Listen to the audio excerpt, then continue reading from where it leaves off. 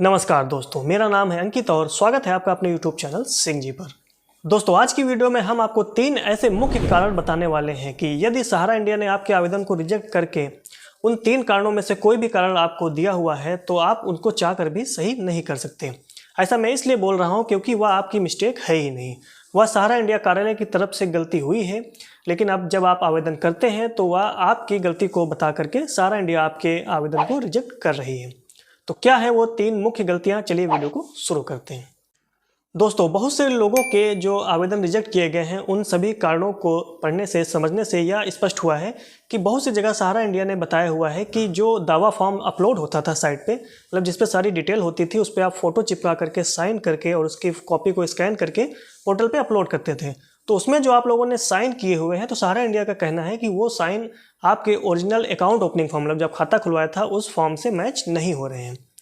इस टॉपिक के बारे में विस्तार से बताने से पहले आप लोगों को 2 और मुख्य टॉपिक बता दूं कि जब आपने सहारा इंडिया में खाता खुलवाया होगा तो सबसे पहले आप अकाउंट ओपनिंग फॉर्म भरते हैं। जैसे किसी बैंक में खाता खुलवाते हैं तो वहाँ पे एक अकाउंट ओपन करने का फॉर्म भरते हैं, वैसे ही सहारा इंडिया में भी यही प्रोसेस था।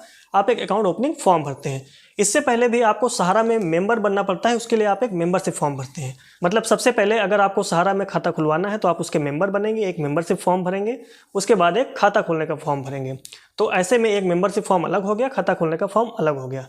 सहारा इंडिया के द्वारा कुछ कारणों में यह भी देखा गया है कि उसके द्वारा बताया गया है कि आपके अकाउंट ओपनिंग फॉर्म और मेंबरशिप फॉर्म जो है वह उसके डेटाबेस में मौजूद नहीं है, मतलब कि स्कैन कॉपी जो है वह मुख्यालय तक नहीं पहुंची है। साथ ही साथ सेकंड नंबर पर आपको बता दें कि यदि वह कॉपी स्कैन होकर के पहुंच भी गई है तो उसमें आपके जो साइन है वह मिसिंग है।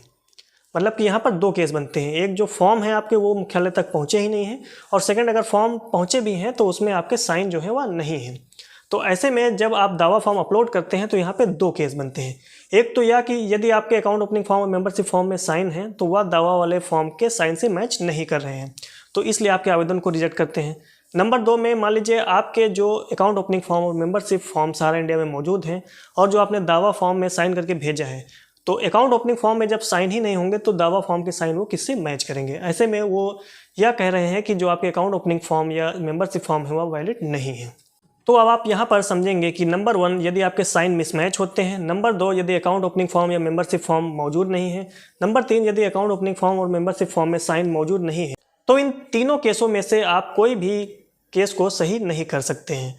ऐसे में यह गलती सिर्फ और सिर्फ सहारा इंडिया की है कि जब मान लीजिए कोई जमाकर्ता खाता खुलवाता है तो आपको उसी टाइम पे उसकी स्कैन कॉपी को अपलोड करके मुख्यालय में मंगवा लेना चाहिए और उसके डेटाबेस को अपने पास सुरक्षित रखना चाहिए। ऐसे में जमाकर्ता की जिम्मेदारी नहीं है कि वह अकाउंट ओपनिंग फॉर्म या मेंबरशिप फॉर्म की कॉपी आपको कहीं से ला करके दे।